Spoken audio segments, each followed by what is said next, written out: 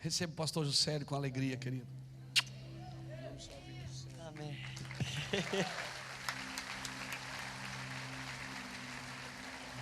Graças a Deus. Eu cheguei lá na América, um irmão lá perguntou: qual que é o... Pastor, o teu inglês assim está mais ou menos em que nível? Eu digo, no nível do meu mandarim.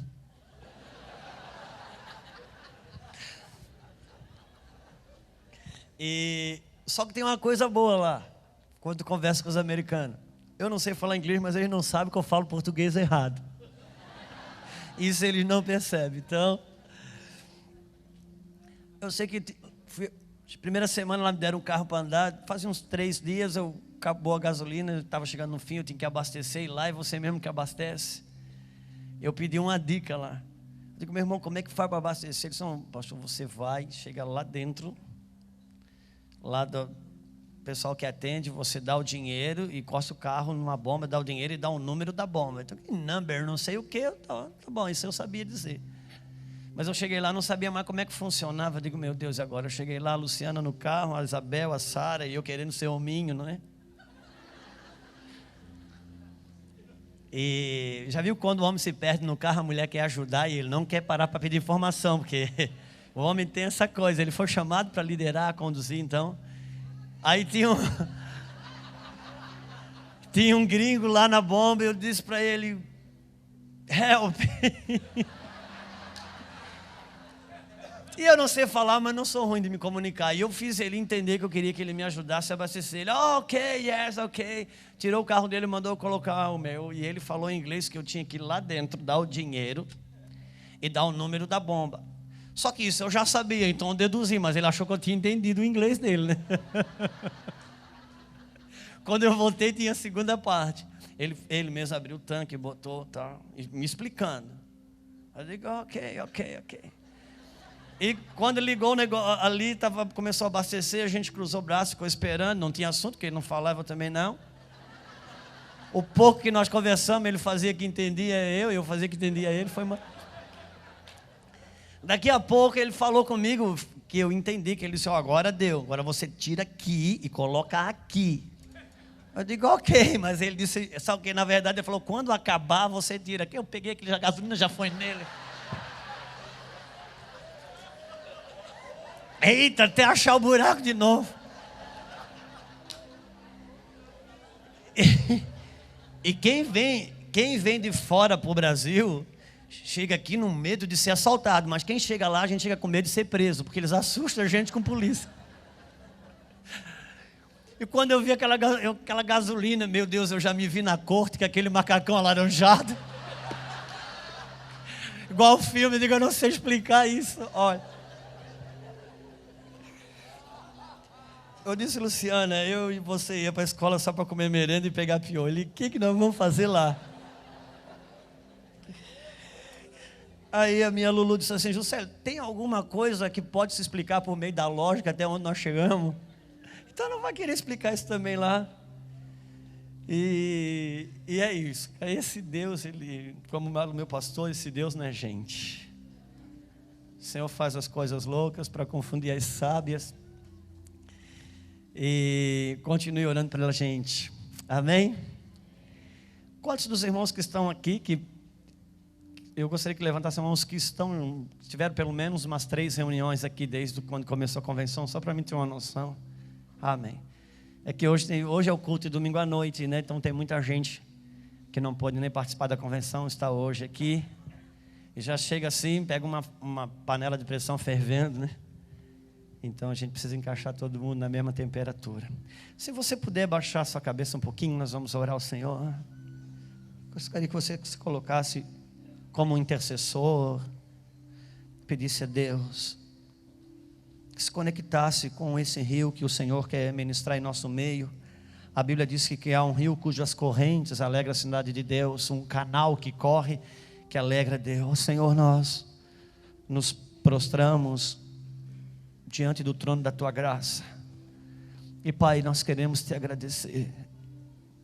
Nós não esperávamos, Senhor, que a Tua bondade ia ser tão poderosa em nosso meio. O Senhor tem nos amarrado com cordas de amor nesses dias. Nós temos sentido os teus beijos, Senhor. Nós temos sentido, Senhor, o teu afago, o teu abraço. Nós temos sentido, Senhor, aquela voz que foi atrás de Pedro, depois que Pedro negou, Senhor. Nós temos sentido o teu amor nesse lugar. Ó Pai, continue derramando aquele favor, Senhor, que é inexplicável, que é inconfundível. Ministra em nossos corações teu favor e a tua graça, em nome de Jesus, Paizinho. Amém. Se não for pedir muito para você abrir a sua Bíblia em Marcos, no capítulo 8.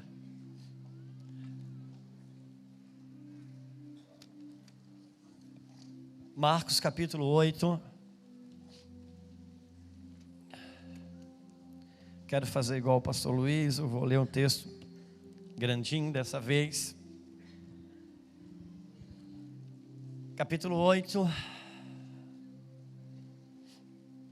de Marcos.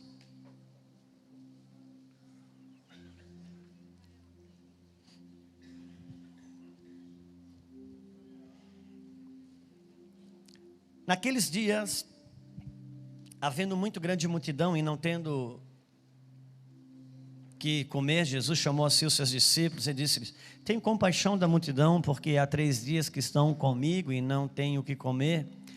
E se os deixar ir em jejum para suas casas, desfalecerão no caminho, porque alguns deles vieram de longe. E os seus discípulos responderam-lhe: de onde poderá alguém satisfazê-los de pão aqui no deserto? Foi exatamente o que muitos de nós da equipe de governo nos sentíamos quando nós sabíamos que vinham irmãos tão de longe para comer alguma coisa aqui, e nós estávamos numa condição como esses discípulos, dizendo: Senhor, como é que nós vamos dar de comer? Enfim.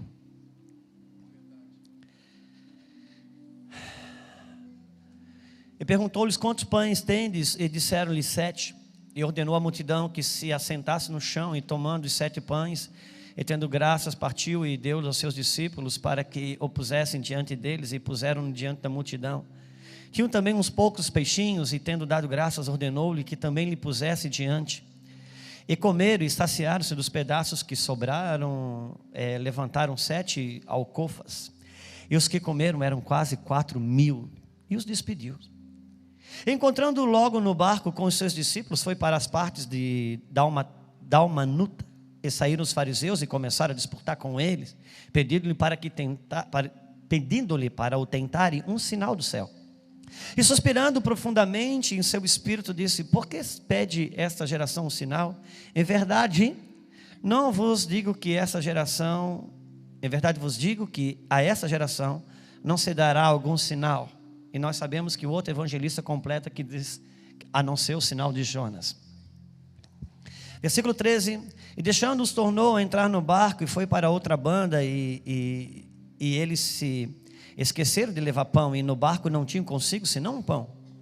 E ordenou-lhes dizendo: olhai, guardai-vos do fermento dos fariseus e do fermento de Herodes. Do fermento dos fariseus e do fermento de Herodes. E arrazoavam entre si, dizendo: é porque não temos pão. E Jesus, conhecendo isso, disse-lhes: por que arrazoais que não tendes pão? Não considerastes, nem compreendestes ainda? Tendes ainda o vosso coração endurecido? Tendo olhos não vedes, tendo ouvidos não ouvis? E não vos lembrais? Quando partiu os 5 pães entre os 5.000, quantos cestos de pedaço levantasse? Disseram-lhe 12. E quando parti os 7 entre os 4.000, quantas alcofas cheias de pedaços levantasse? Eles disseram 7. E ele lhe disse: como não entendeis ainda? E chegou a Betsaida, e trouxeram-lhe um cego, e rogaram-lhe que lhe tocasse. E tomaram o cego pela mão, e levou-o para fora da aldeia. E tomando o cego pela mão, levou-o para fora da aldeia. E cuspindo-lhe nos olhos, impondo-lhe as mãos, perguntou-lhe se via alguma coisa. E levantando ele os olhos, disse: vejo os homens, pois vejo como árvores que andam. Como que o cego podia ver homem como árvore? Será que antes ele enxergava a árvore? Parece que antes ele enxergava até a árvore. Depois tornou a pôr-lhe as mãos nos olhos, e ele, olhando firmemente, ficou restabelecido. E já via de longe, via ao longe, e distintamente a todos. E mandou então Jesus o mandou para a sua casa, dizendo: não entres na aldeia. Nós estamos no meio de uma convenção, do meio para o término dela. E há muitos irmãos aqui. Deus está conectando pessoas, Deus está juntando pessoas. E eu sei que muitos desses irmãos, líderes, assim como a gente, estão vivendo processo de transição, de compreender algumas coisas de Deus, descompreender outras. Alguém que diz que quando você encontra todas as respostas, mudam-se as perguntas. E é mais ou menos assim que a gente se sente quando você progride no reino. Quantos sabem o que eu estou falando? E muitos de nós estamos um pouco como esse cego. Nós sabemos que esse cego passou por uma cura processual, que Jesus foi tocando até que ele saísse da sua cegueira e alcançasse distintamente a sua visão. E ainda que vou fazer isso de uma forma aplicativa, mas tenho muita segurança no que estou dizendo, que Jesus, obviamente, Ele está aqui falando a respeito de uma cura processual da sua visão, da minha visão, na medida que Jesus vai nos tocando. E como nós podemos responder a isso? Jesus chegou na aldeia, e levaram ele a uma aldeia onde tinha um cego, e ele tirou o cego fora da aldeia, para que ele pudesse ser tocado por Jesus. E nós sabemos, eu não acredito, nem você acredita, que Jesus podia, talvez não tivesse poder de curar aquele cego dentro da aldeia. Já passou pela sua cabeça que ele teria que tirar da aldeia para ter poder para curar o cego? Mas como Jesus não estava lidando com aquele cego, Jesus estava lidando com esse cego que ia ler isso. Então Jesus tomou cuidado de cada detalhe. Ele tirou o cego da aldeia, e ele disse: eu preciso te fazer tocar na tua visão, porque aí onde você está eu não consigo. E esse cego então sai da aldeia e Jesus toca ele. E agora que Jesus toca ele, Jesus faz uma pergunta. Jesus não pergunta necessariamente se ele estava enxergando. Jesus pergunta: o que você está vendo? Por quê? Porque Deus vai trabalhar com você na medida daquilo que você está vendo.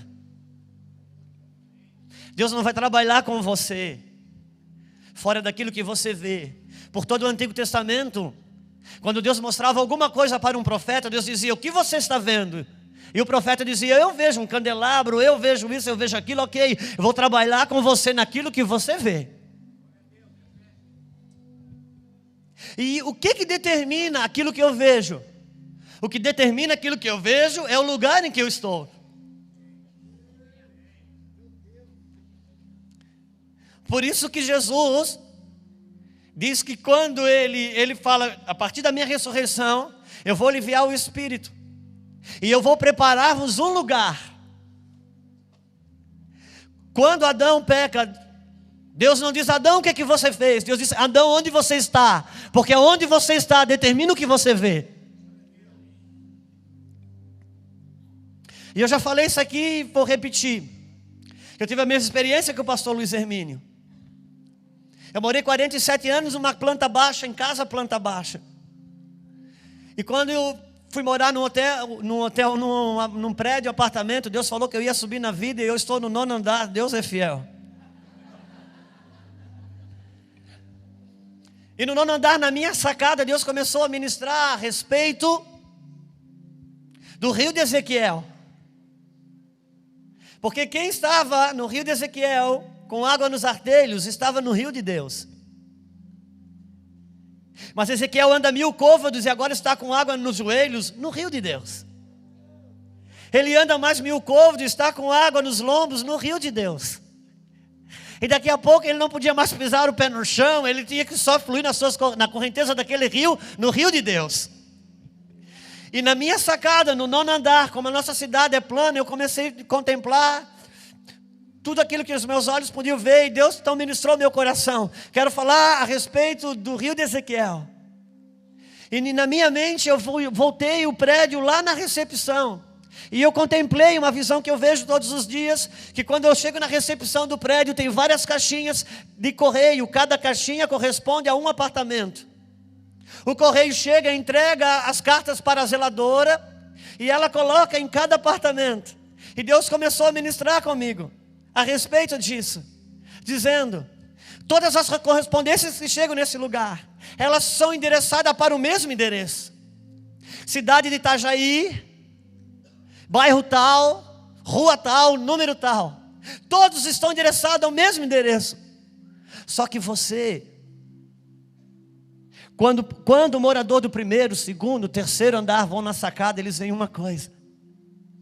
Quando você, aqui no 9º andar, você vê coisas que eles não veem. Quando você é salvo, porque a Bíblia diz que Deus pegou o profeta e colocou ele no rio. A salvação no rio de Deus é Deus que te coloca. Todos que estão salvos estão no mesmo endereço, mas nem todos estão no mesmo lugar vendo a mesma coisa.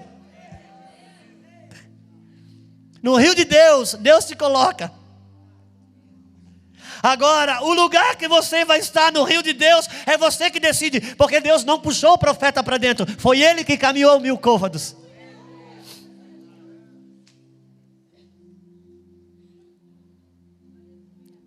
Você tem um chamado, isso é imutável.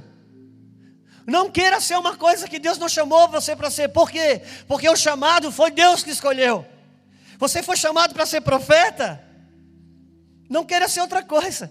Você foi chamado para ser médico? Não queira ser outra coisa. O chamado é Deus que escolhe, mas o nível de autoridade que você vai andar dentro do seu chamado não é uma escolha de Deus, é uma escolha sua. É uma escolha sua. E Deus, Jesus pega esse cego, tira da aldeia e pergunta: o que você vê? E ele diz: eu vejo pessoas como árvores. Uau! Ele não era mais cego, agora ele enxergava. Mas ele via pessoas como árvore. E estava numa situação delicada, porque ele festejava o fato de não ser mais cego, mas vivia o drama de não ver direito aquilo que agora ele estava enxergando. Porque pior do que não enxergar é enxergar e não saber ver direito. E um crescimento em Deus, e um crescimento no ministério, um crescimento na vida, passa por processos em que Jesus nos toca e vai curando e abrindo a nossa visão. E você tem 2 sentimentos quando Jesus abre os seus olhos. Você tem um sentimento de alegria, porque você passou a ter mais luz acerca de trevas da sua vida. Só que agora você se sente desconfortável, porque você agora no que está vendo não tem clareza sobre o que está vendo. Quantos estão comigo? E eu vejo alguns pastores e líderes nessa situação. E agora? Sabe qual é a sua crise? É que você não é mais cego, mas ainda está enxergando embaralhado. E agora o que eu faço? Deixa Jesus continuar lhe tocando. E quando a gente é tocado e começa a ver algumas coisas, a gente fica desconfortável. Aquele cego estava desconfortável. Por quê? Porque agora ele não tinha mais essa condição de cego, mas não via com clareza. E a vida com Deus e a nossa chamada, ela é como quem entra num prédio, e quando você sai do elevador dentro do prédio, você pisa o pé, uma luz acende. Uau! E você vê, mas quando você olha para o final do corredor, o corredor está todo escuro. E a gente queria que Deus acendesse o corredor inteiro. Mas Deus sabe que se Ele acendeu o corredor inteiro, nós dissemos: Deus, obrigado, não precisamos mais do Senhor. Então Ele só acende aquela luz. E Ele trabalha dentro daquela luz, até que Ele faz você acreditar que você pode pisar o pé ali, ainda você não enxerga. E quando você pisa, acende uma outra luz, aleluia, ampliou algo. Só que você olha, ainda, o corredor para frente está todo escuro. E daqui a pouco, para piorar, você olha para trás e aquela luz que estava acesa atrás apagou. E esse é o desconforto, não tem como voltar.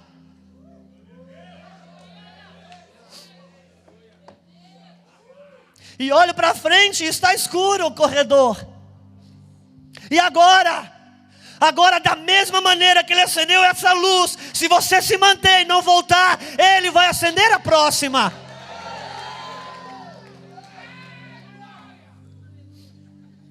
Então, quando ele é curado distintamente, Jesus diz para ele: cara, volta para sua casa, mas não volta para a aldeia. Meu Deus, por favor, se o cara mora na aldeia, como volta para casa e não volta para a aldeia? Jesus está dizendo: agora que você já viu o que viu, volta para casa, mas por favor, não volta para a vida de cego que a aldeia te proporcionou. Você está comprometido. Você está comprometido. Não se vislumbre com a descoberta. Entra naquilo que realmente Deus tem. Quando você sai do Egito, você tem a descoberta que não é mais escravo. Isso não te coloca em Canaã. Se você não rumar a Canaã, se você não encarar Canaã, com o tempo, você vai ser só melhor do que quem ficou no Egito. Quantos estão comigo? Agora não tem mais volta. Não tem mais volta. Não dá mais. Jesus estava dizendo para aquele cego: volta para a aldeia, mas não volta para casa. Em outras palavras, olha aqui, meus amados, em outras palavras, Jesus estava dizendo: por favor, não entre no novo que eu estou te abrindo do jeito velho.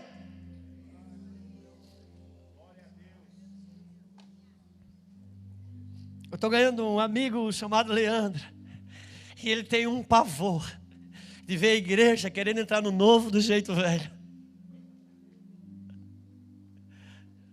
Não entre no novo do jeito velho. Jesus encontra uma samaritana e diz: cadê o seu marido? E ela disse: eu não tenho. E ele disse: você falou bem, porque você já teve 5 e o 6º que você tem não é seu. Enquanto você não casar com o 7º, você vai sempre fazer do jeito velho o novo que você entra. Então Jesus diz: olha, você teve 5 e o 6º que você tem não é seu, mas o 7º chegou. O 7º chegou para te renovar, para curar o teu interior e te dar condições de ter relacionamentos duradouros. Quantos estão comigo? Temos desafios. A descoberta de não ser mais cego. Deixa eu dizer algo para você. Não são palavras minhas, o que eu vou dizer agora, mas são palavras de sabedoria. Todo o acesso, num primeiro momento, ele é uma promoção. No segundo momento, ele é uma inspeção. Às vezes você deixa uma pessoa entrar no cercado da sua casa. Ela teve um acesso, que não são todos que têm. Ela ganhou um acesso. No primeiro momento, isso foi uma promoção. No segundo momento se tornará uma expansão. Conforme ela se comportar ali, quem sabe, em seguida ela entra na sua cozinha. Ou quem sabe, na próxima não entra nem no seu cercado.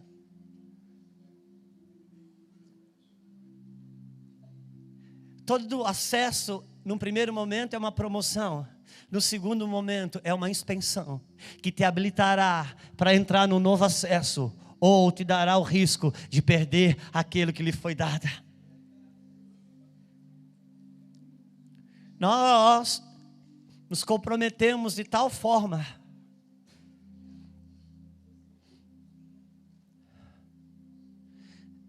meu maior desafio na minha vida é ter fé para viver as coisas que estão sendo reveladas a mim. Porque há uma diferença entre ter fé e acreditar.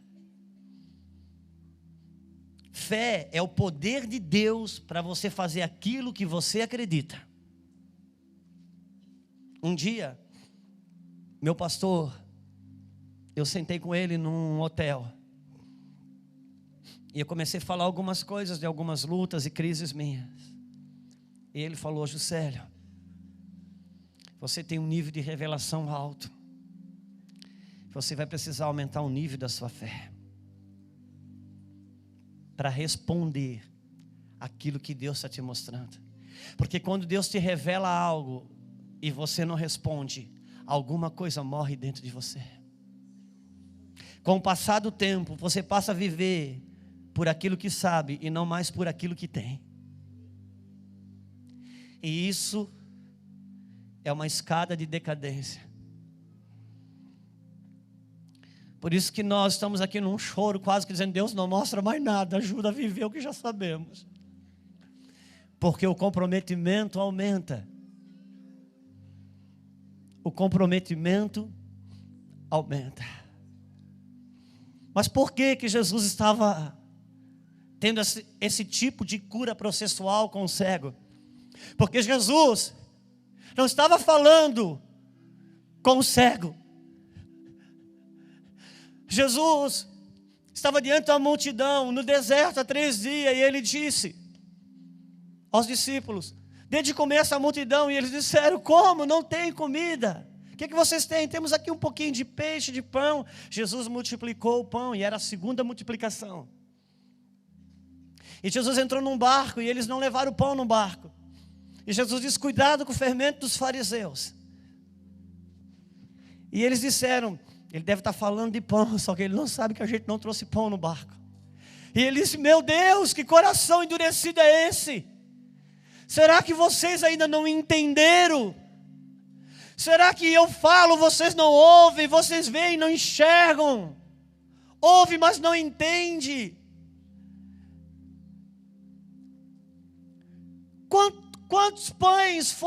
Quantas pessoas e quantos pães foram servidos na primeira multiplicação? E eles disseram: não, Senhor, multiplicou tanto e sobrou 12 cestos. E agora há pouco tempo, eu estou vindo ontem, vocês lembram? E vocês ainda estão presos sobre aquilo que eu posso fazer ou não posso fazer. Vocês ainda estão presos numa mentalidade que fica na expectativa de peixe e pão. Por favor, Jesus estava curando o cego, não estava falando com o cego. Jesus estava mostrando a condição dos seus discípulos. Até quando Deus tem que trabalhar no sentido de provar que Ele é bom, que Ele abençoa, que Ele faz. Nós precisamos avançar e entrar para algo acima disso. Ele queria falar de coisas espirituais. Ele não queria mais ter que estar provando que Ele é bom e suficiente para prover as coisas. Deus já provou para você e para mim que Ele é bom. Você já tem experiência de cura na sua casa. Você já teve filho curado. Você foi batizado com o Espírito Santo. Não dá para a gente caminhar para ainda esperando que Deus vai dar pão e peixe. Ele quer falar de coisas espirituais. Ele quer falar de coisas governamentais das regiões celestiais. Deus está nos levando para âmbitos diferentes. Ele estava falando com os discípulos, ele não estava tratando com o cego. Ele estava dizendo: olha aqui,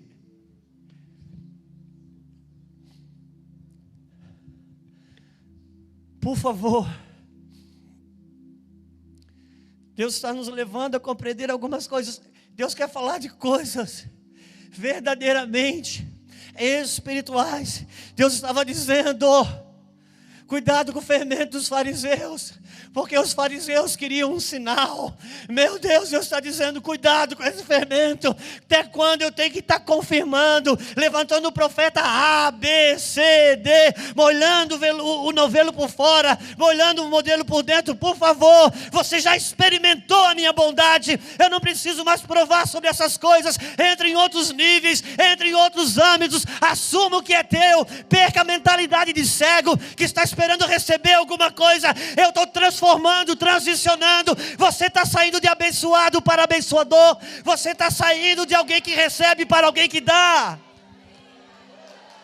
Deus quer ensinar coisas profundas.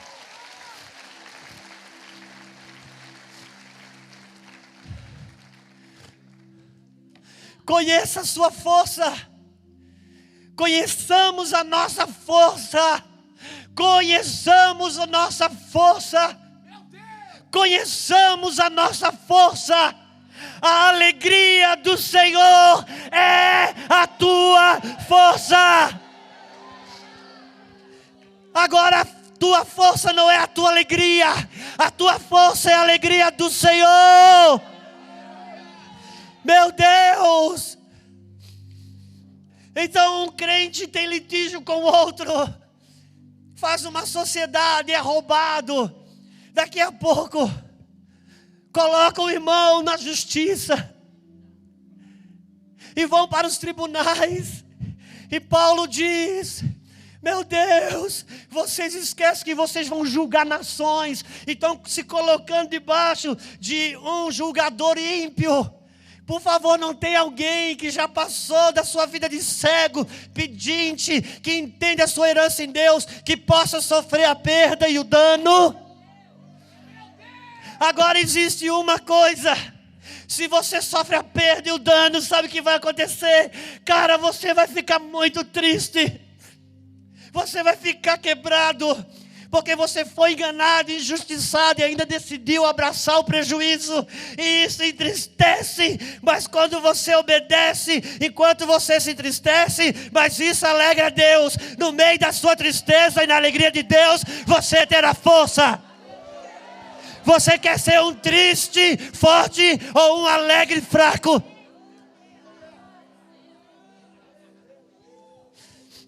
Vai sofrer perda, vai sofrer danos, vai sofrer prejuízo em causa do meu nome, diz o Senhor, e do reino. Isso entristece, isso machuca, mas ali no meio da machucadura, no meio da dor, no meio da frustração, você é forte, porque você escolheu a tristeza para deixar Deus alegre, e a alegria de Deus é a sua força.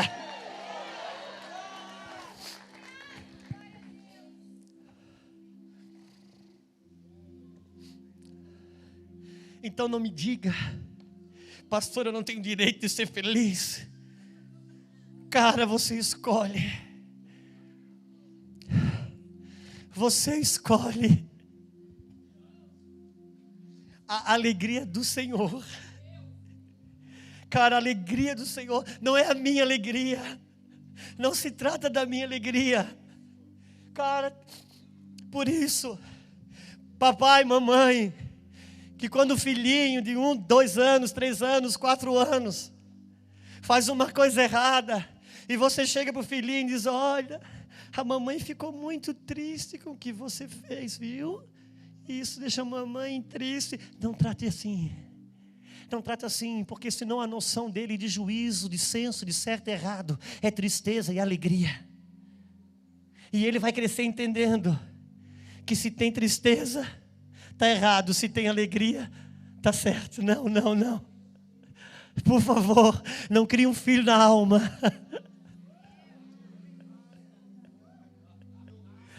Não faça isso, porque isso é errado e vai lhe fazer mal. Quantos estão comigo? Deus quer trabalhar o crescimento e o ampliamento da nossa visão. dá uma resposta. Irmãos, e quando a gente passa a não ser mais cego para algumas coisas, e a gente passa a ter uma visão sobre outras, a visão ainda está embaçada para algum, eu sei que está embaçada para nós também, eu sei que está. E quando o negócio embaralha, quando o negócio embaça, a tentação é grande de voltar para a vida de cego.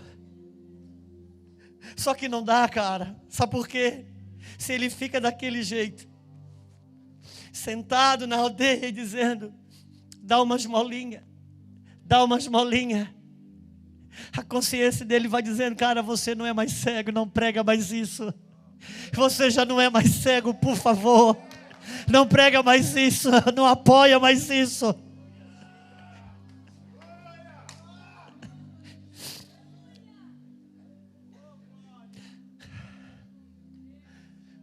Não volte para a aldeia, volta para casa, se der, mas não volte para a aldeia.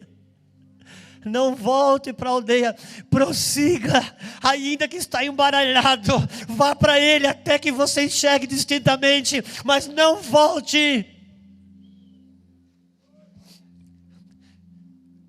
Quase todo mundo já sabe da minha trajetória em Cristo, e minha experiência na igreja católica. Quem já está aqui já está enjoado de ouvir isso, até eu me enjoo com isso. Eu me acho um chato. Mas quando eu estava na igreja católica, irmãos, eu vi coisas. Quando nós saímos da igreja católica, nós éramos um grupo grande. E veio um teólogo da teologia para esse grupo. E nós entramos diretamente no livro de Gálatas. Em 3 meses, aquele homem conseguiu convencer mais de 90% das pessoas que o batismo no Espírito Santo que nós recebemos lá dentro não era de Deus, e que ele não era o Espírito Santo.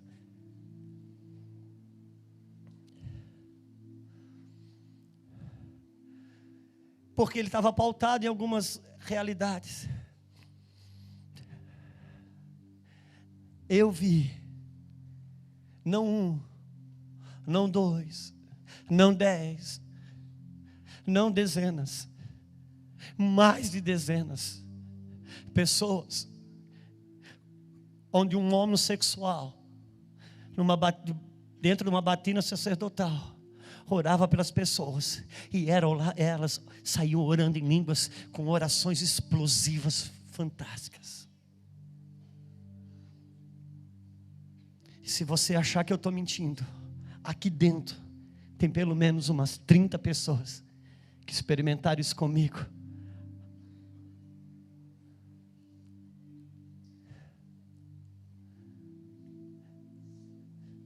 Eu tinha tudo para acreditar que Deus apoiava aquilo. Eu conhecia a graça. Só que trancado dentro do quarto, lendo a Bíblia da minha mãe dia e noite, eu descobri que havia muita mentira lá. Até que a igreja católica me expurgou e eu caí nos braços do meio evangélico. E eu vi homens pregando muitas verdades. Dentro da igreja católica, naquele ambiente, naquele avivamento que Deus gerou, havia pouca verdade, mas havia muita graça. Quando eu caí no meio evangélico, tinha muita verdade, mas não tinha nenhuma graça. Se as nossas descobertas só vão nos oferecer verdades desprovida de graças, é melhor que não a tenhamos, porque não estaremos sob juízo de uma luz que não temos.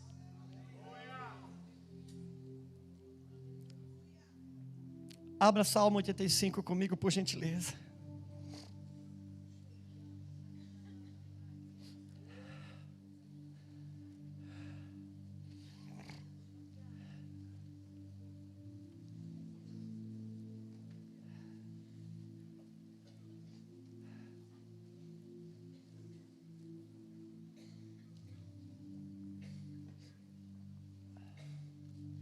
Ore aclama sorrio candoro.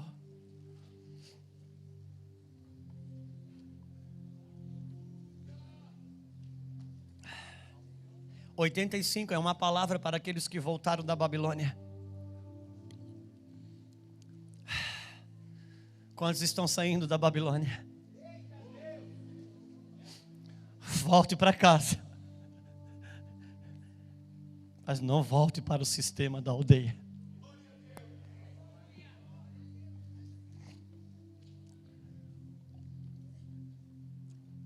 Abençoasse, Senhor, a tua terra. Fizeste regressar os cativos de Jacó. Perdoastes a iniquidade do teu povo. Cobriste todos os pecados. Fizeste cessar toda a tua indignação. Desviastes do ardor da tua ira. Torna-nos a trazer, ó Deus, da nossa salvação. Torna-nos a trazer, ó Deus, da nossa salvação. E retira de sobre nós a tua ira. Estarás para sempre irado contra nós. Estenderás a tua ira a todas as gerações. Não tornarás a vivificar-nos, para que o teu povo se alegre em ti. Deus está vivificando-nos, para que nos alegremos nele, não para ser juízes de ninguém. Mostra-nos, Senhor, a tua misericórdia. Concede-nos a tua salvação. Escutarei o que Deus, o Senhor, disser, porque falará de paz ao seu povo, aos seus santos, contanto que não voltem à loucura. Meu Deus, irmãos, eu preciso ler esse versículo de novo. Escutarei o que Deus, o Senhor, disser, porque falará de paz ao seu povo, aos seus santos, contanto que não voltem à loucura.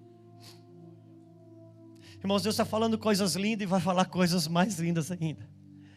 Contanto que nós não voltemos à loucura. Tem coisa, irmãos, que cabe para alguns, mas para nós não cabe mais. Porque somos melhores, são maiores? Não. Por causa da graça e da luz que já tivemos sobre algumas coisas. Tentei falar isso ontem à noite aqui, fui até mal interpretado por alguns irmãos. Versículo 9. Certamente que a salvação está perto daqueles que para que a glória habite em nossa. Irmãos, a salvação, ela ainda está perto daqueles que temem a Deus. Certamente, versículo 10, a misericórdia e a verdade se encontraram. Uau, Leandro, é aqui o ponto. A misericórdia e a verdade se encontraram.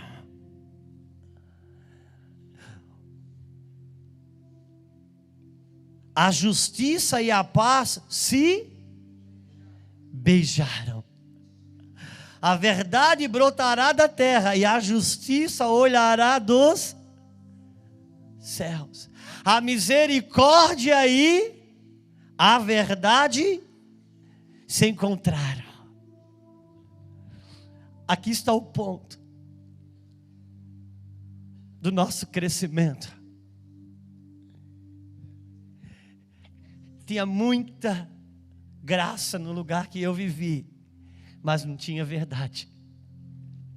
Depois eu fui para um lugar que tinha muita verdade, mas não tinha graça. E a verdade sem graça só habilita o legalismo. Mas a graça sem a verdade habilita o pecado. Precisamos nos encontrar nesse lugar onde a graça e a verdade se encontram, se beijam. Quem anda mais na verdade libera mais graça.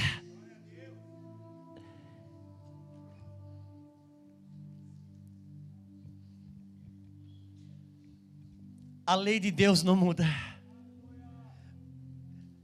O reino de Deus, ele é formado pelas leis de Deus. Mas Deus não é um conjunto de leis. Deus é Pai. Só cresceremos em verdade se crescermos em graça. Mas na graça e na verdade. Eu tenho visto alguns homens intelectuais do Evangelho, que quando você ouve uma palavra mais linda que a outra, uma frase mais sábia que a outra, é uma volúpia de pensamentos filosóficos tão lindos, que fazem tanto sentido a respeito da graça. Mas eu pergunto, quanta verdade é nisso? Uma igreja precisa estar carregada de graça para receber o ramo sexual. Mas quando aquele homem afeminado, ele chegar aqui, ele precisa encontrar graça, amor, beijo, abraço, ausência de preconceito. Mas a verdade é que ele é homem. É graça e é verdade.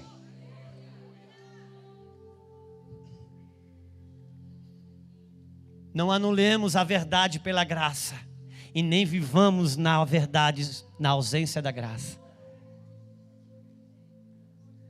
Quantos estão comigo?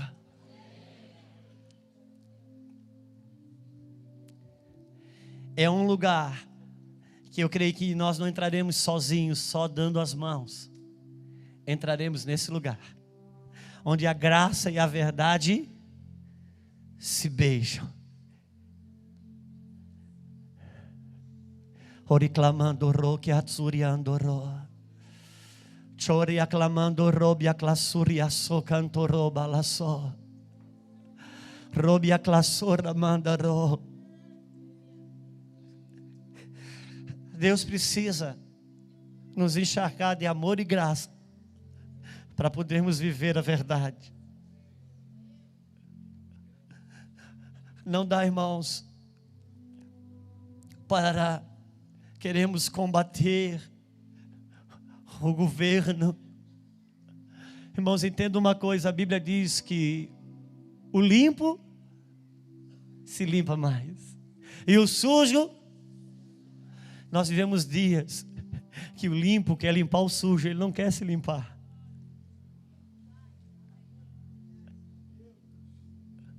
Não, o limpo,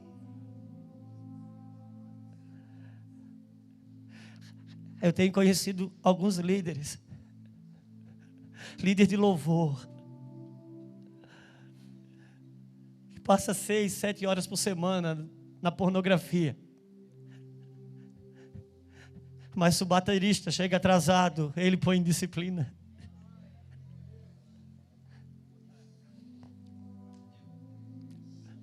Vamos liberar graça, mas vamos andar em verdade. Vamos liberar graça, mas vamos andar em, como diz o meu pastor, tolerante com os outros, mas radical comigo. Irmãos, foi falado muito sobre oração aqui. Não tem dúvida que o céu está clamando e dizendo que vocês precisam orar. Agora Deus não está dizendo para a gente orar porque Ele quer oração, não. Deus está mandando nós orar, irmãos, porque Ele quer responder. O coração dele está se movendo em outro sentimento. Então, você que é líder, vai voltar para a sua casa, para a sua igreja, para o seu grupo, para a sua célula. Não crie uma campanha de oração, não. Comece a orar você. Não imponha isso sobre ninguém, não. Você orou, você viveu até agora sem oração ou com pouca oração e Deus está te usando. Bom, não adianta parar tudo agora e orar. Para de trabalhar e vai orar. Não, tem que orar para conseguir parar de trabalhar. Eu achei, irmãos, que quando eu trabalhava com vendas, eu tinha, meu Deus, um dia se eu for integrado na obra de Deus, eu vou poder orar 5, 6, 7, 8 horas, que eu achava que todo pastor passava esse tempo orando.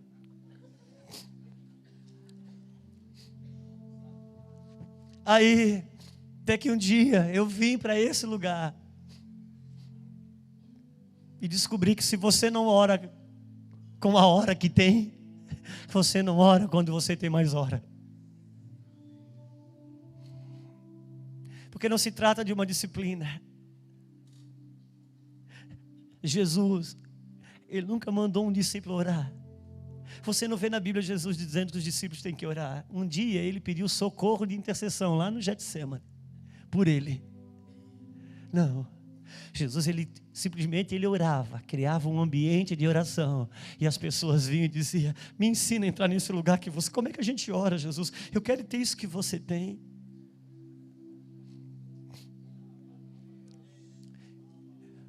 Eu estou me abrindo para a sala de oração agora. Eu sempre tive uma certa resistência com sala de oração, porque eu via que todo mundo que entrava lá olhava para a gente como um leproso que não orava, que não isso, que não aquilo. Um dia um irmão perguntou: pastor, por que você não participa da sala de oração? Eu me segurei para não dizer, para não ficar igual você.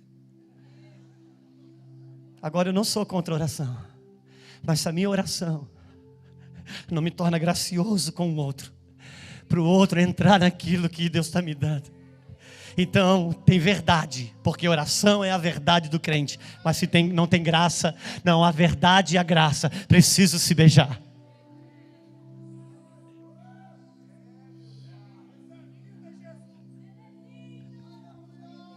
Todos os avivamentos começou com um pequeno grupo que simplesmente oravam.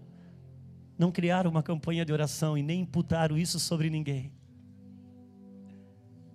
Criaram um ambiente que atraía aquele que não ora a orar.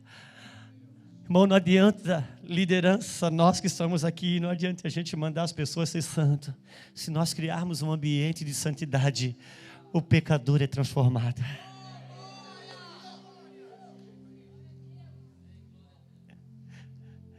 Eu gosto da palavra do meu pastor, que ele diz: na minha visão, a gente tem que fazer a comida tão gostosa que os outros que ficam ali lambendo os beiços, não é a gente que tem que oferecer.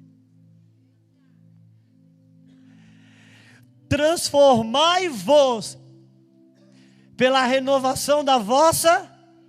É transformai-vos, é eu me transformando pela renovação da minha mente. Quem não renova a mente não se transforma, quer transformar o outro.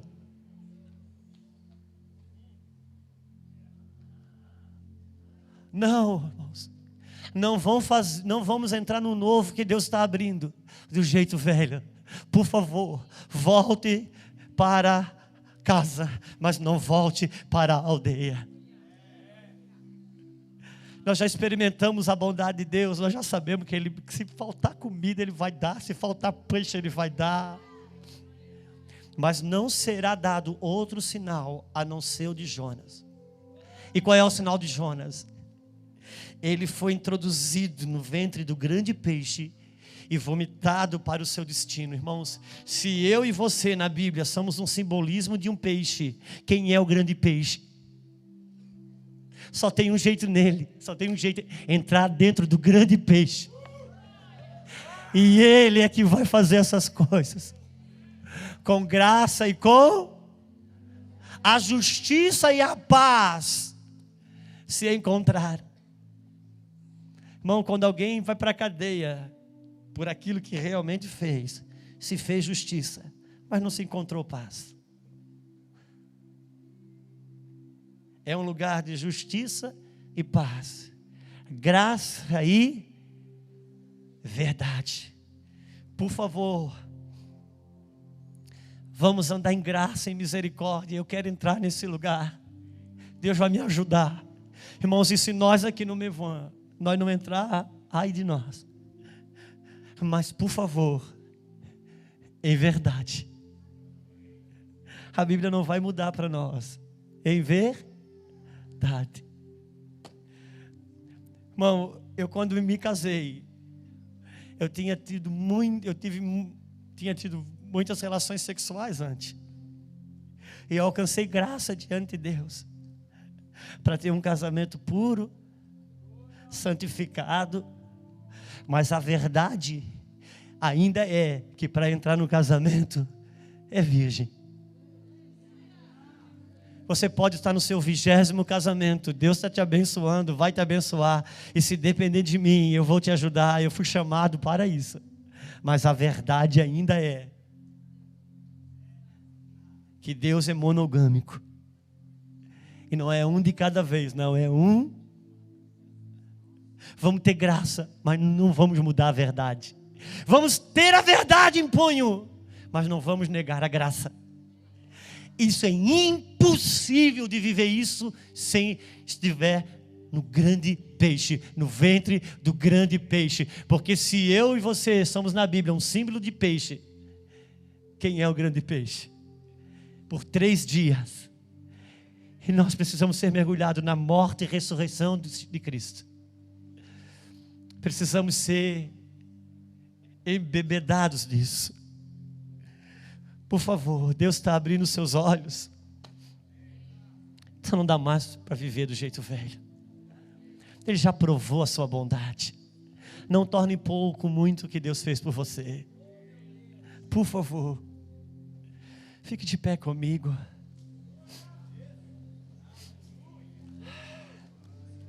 Graça e verdade.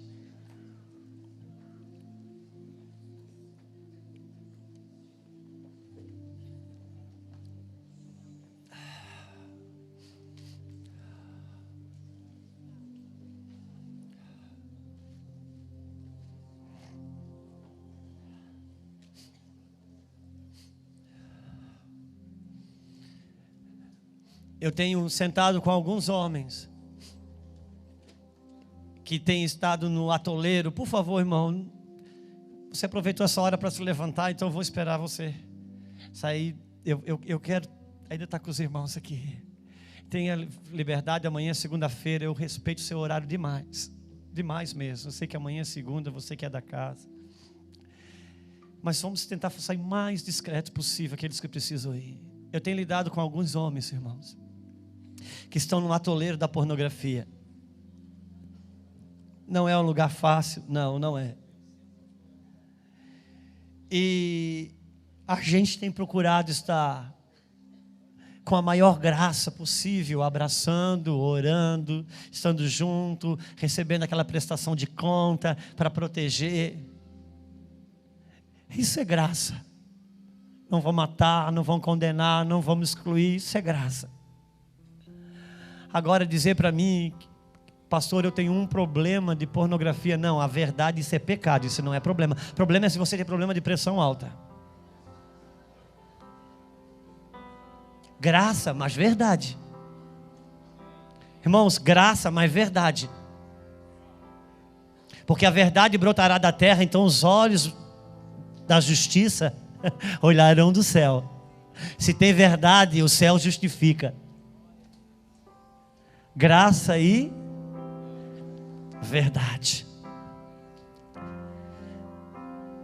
Vamos permitir que Deus trabalhe processualmente o que Ele está fazendo. Vamos ter paciência. Amém, irmãos? Que paciência, a mesma paciência que muitos estão tendo conosco. Meu Deus, Jesus disse para Pedro assim: Pedro, queria dizer uma coisa para você. Eu vou morrer, falou para os discípulos, e vocês todos vão me abandonar. Um pouquinho mais baixinho se puder. E Pedro disse assim: não, Senhor, todo mundo aqui pode abandonar o Senhor, mas eu não. Eu não deixo. Pedro, por favor, Pedro, você também, todos são todos, você não é menor por causa disso, você não é menos amado. Não, Senhor, todo mundo pode abandonar, mas eu não. Jesus chega para Pedro e diz assim: Pedro, antes que você me negue, o galo vai cantar 3 vezes. E Jesus chama Pedro, e Pedro diz: não, porque eu não sei o que. E quando ele começa a falar tudo aquilo, Jesus diz assim: Pedro, sabe de uma coisa? Satanás, vem comigo nisso. Satanás, ele requeriu você a mim para te peneirar como um trigo. E eu roguei ao Pai para que a tua fé não desfaleça. Sabe o que Jesus disse? Eu entreguei você para o diabo. Ele me pediu e eu dei. Mas por que, Senhor? Cara, você precisa conhecer quem você é. Só que é o seguinte: eu vou orar ao Pai para que a tua fé não desfaleça. Porque se no meio de toda essa peneira você aguentar a fé, cara, você vai sair tão refinado do outro lado dessa peneira. Tão refinado, tão refinado. Foi Pedro que perguntou a Jesus: até quantas vezes eu devo perdoar um irmão? Sabe o que Pedro estava dizendo? Pedro devia ter a gente ali, que Pedro estava por aqui com alguns. Pô, até quantas vezes? Até 7. Cara, até ali, se Pedro perdoasse 7 vezes, estava garantido. Mas ele foi perguntar para Jesus. E agora ele tinha luz sobre outra verdade. Essa verdade cresceu. Um dia, irmão, você pode andar de mal com algumas pessoas. Só que você entrou num novo padrão de enxergar. Não cabe mais se você serve a Deus. Agora ele resolveu perguntar, e Jesus, agora é 70 vezes 7, aumentou o padrão. Aí ele chama Pedro nos últimos dias, diz: Pedro, tem um papo para falar com você, eu estou para morrer, daqui essa semana eu vou morrer. Cara, você é o cara, você sabe. No Monte da Transfiguração, você lembra que eu levei você, você viu o céu rasgar, coisa arada. Você deu até opinião lá, você lembra? Pedro, você foi aquele cara, você foi o único que acreditou que eu não era um fantasma. Por causa da tormenta, você andou por cima das águas. Você lembra que você pescou um peixe, não tem uma moeda. Cara, eu contei com você para tudo. Cara, você respondeu muito bem. Eu tenho uma coisa para falar para você, Pedro, antes de ir. Que é, Senhor? Pedro, quando tu te converter, Pedro. Cara, eu não dou conta disso. Cara, eu não dou conta disso. Pedro, precisa falar uma coisa para você. Cara, você ainda não é convertido, sabe? Mas de boa, isso não muda nada. Quando você se converter, você fortalece os seus irmãos. Ok? Então tá bom, fica ali. Aí Jesus morre. E Pedro tem aquela experiência de que negou ele. Jesus olhou no olho. Pedro olhou e disse: meu Deus. E agora, o diabo vem sobre Pedro, para colocar Pedro no mesmo destino de Judas. Querer pagar o preço da traição. Judas, quando ele foi devolver a moeda, ele se arrependeu, mas trabalhou na sua justiça própria. Tipo assim, pega, eu não sou merecedor. Cara, não adianta, você já vendeu. Só o que vai te curar agora é o perdão de Deus. Você não tem como pagar isso. E agora o diabo foi levar Pedro para esse lugar.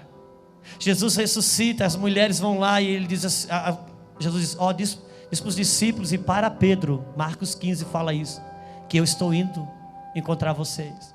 Eu fico imaginando, meu irmão, que quando aquelas mulheres chegam para Pedro, quando Jesus vai encontrar Pedro, Pedro está pescando, que era o que ele fazia, ele voltou para a vida velha.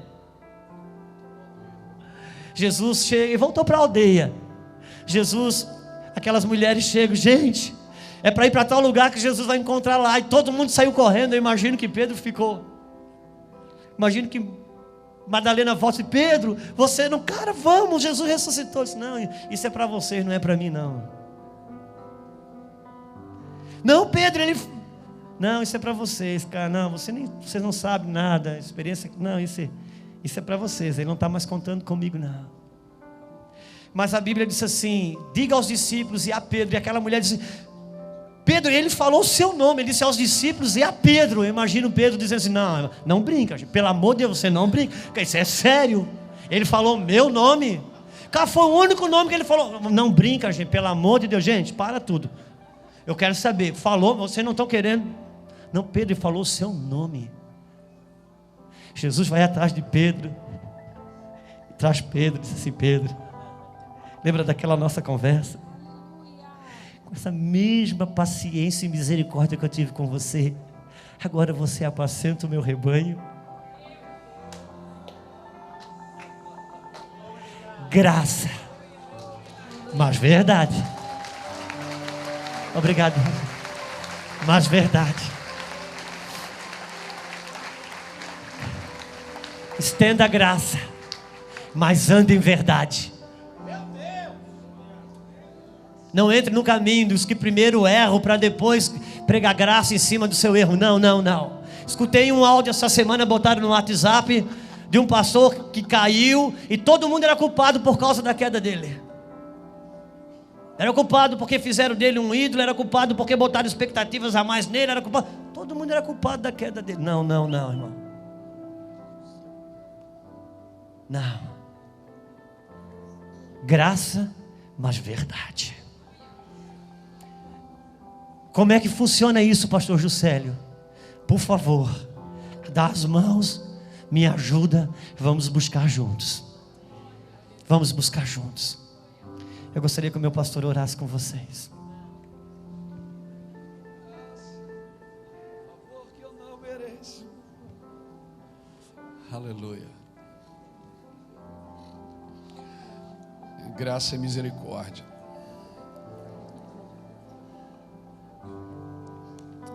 Pela misericórdia, eu não recebo o que mereço. E pela graça, eu recebo o que eu não mereço.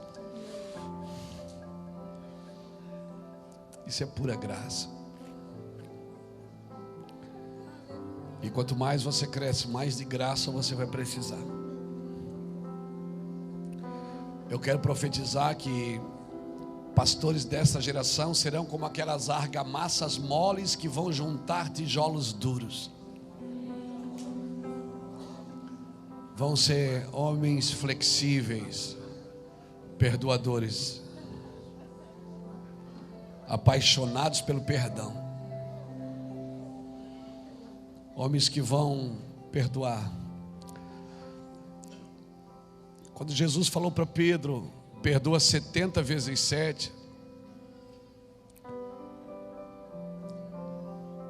Porque acho que foi Aimeleque, descendente de Caim. Ele disse assim: quem matar Caim é vingado 7 vezes.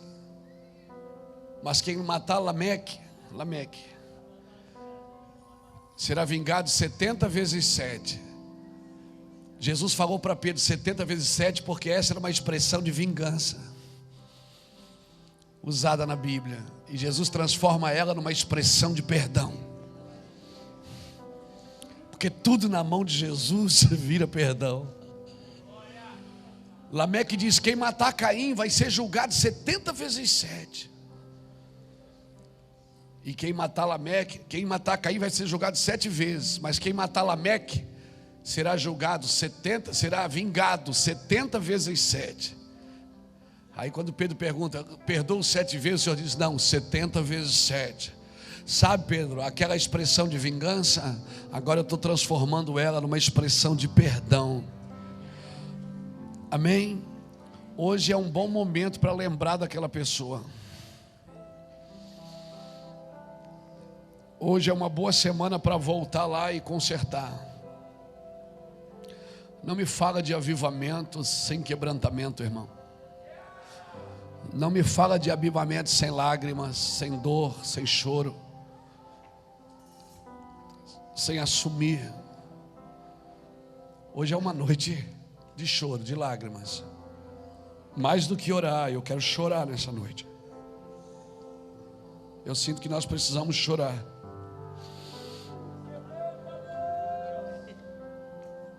Eu sinto que nós precisamos chorar.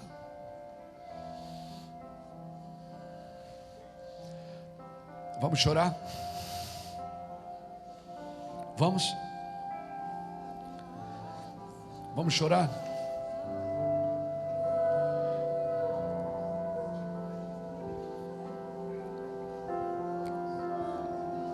O Senhor perdoa a gente.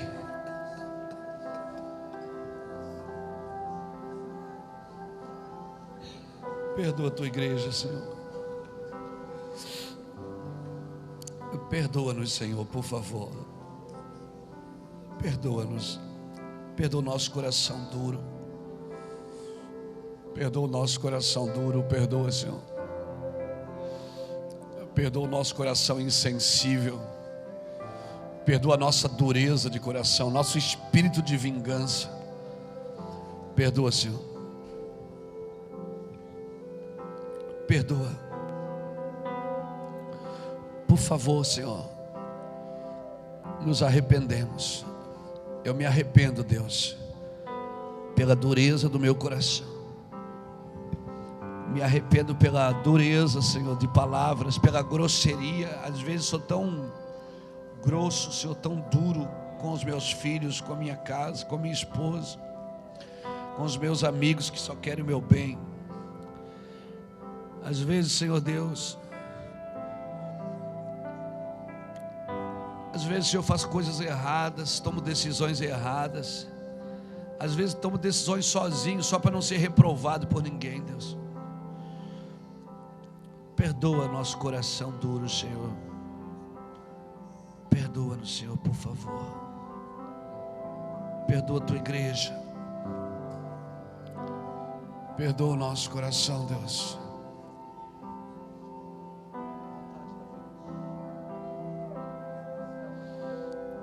Perdoa a gente, Senhor.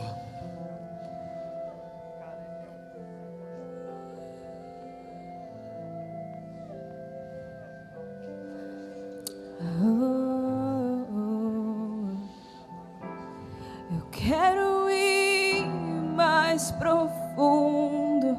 Eu quero ir mais profundo. Eu quero ir mais profundo em ti. Eu quero ir mais profundo. Eu quero ir mais profundo. Eu quero ir mais profundo em ti, no teu amor. Eu quero ir mais profundo. Eu quero ir mais profundo. Eu quero ir mais profundo em ti. Eu quero ir mais profundo. Eu quero ir mais profundo. Eu quero ir mais profundo em ti. Sim, eu quero. Eu quero ir mais profundo. Eu quero ir mais profundo. Eu quero ir mais profundo em ti. Não temerei, pois eu sei que tem mais. Eu sei que tem mais. Eu sei que tem mais pra mim. Eu sei que tem mais do teu amor. Eu sei que tem mais da tua graça. Eu sei que tem mais pra mim. Por isso eu irei.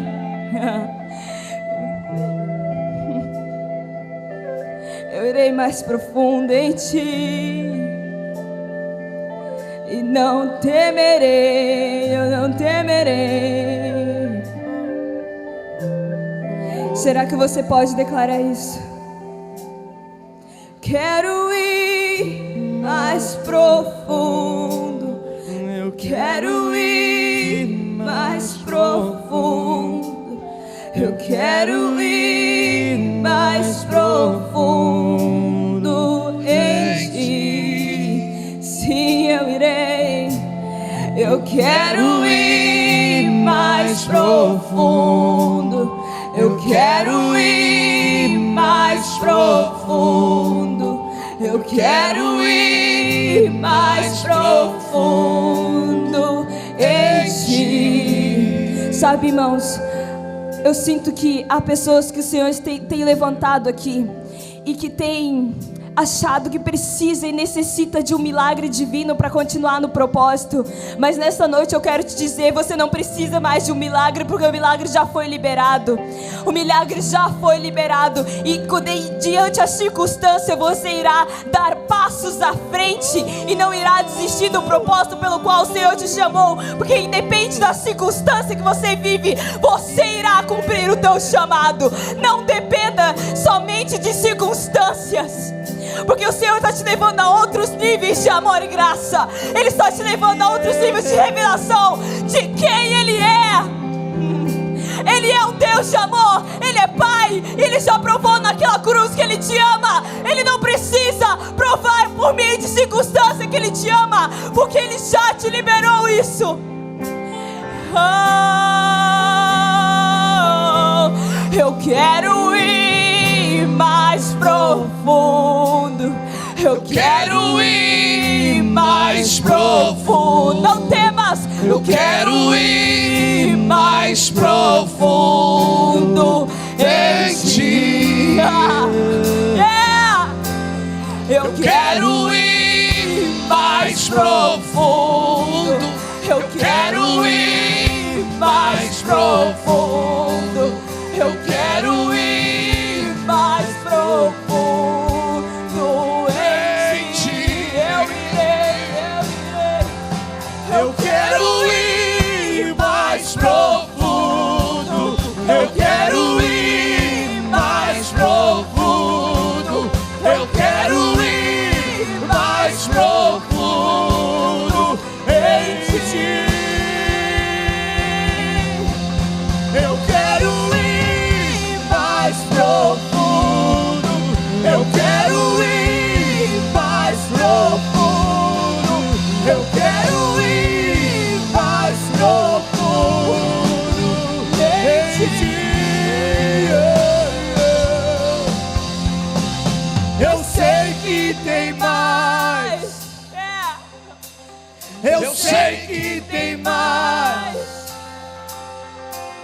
Eu sei que tem mais pra mim. Isso eu sei, eu sei, eu sei, eu sei que tem mais. Eu sei que tem mais. Oh, eu sei que tem mais pra mim. Eu quero ir mais profundo. Eu quero ir mais profundo. Eu quero ir mais profundo em ti. Eu quero ir mais profundo. Eu quero ir mais profundo.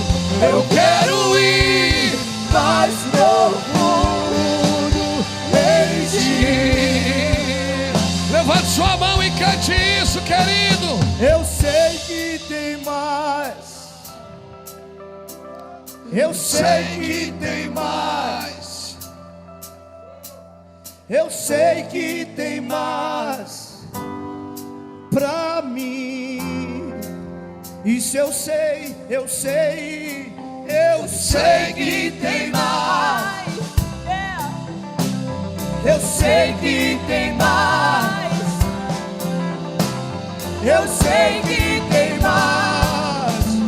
E pra mim, eu sei, eu sei.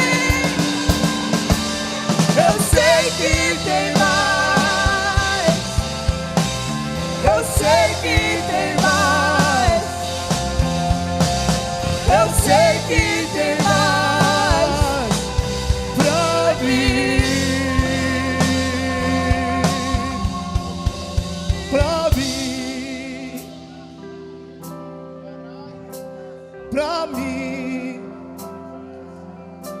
Mais do teu amor, mais da tua graça, mais da tua unção, Mas a tua verdade, mais da tua graça, mais da tua verdade, mais da tua graça, mais a tua verdade, mais da tua graça.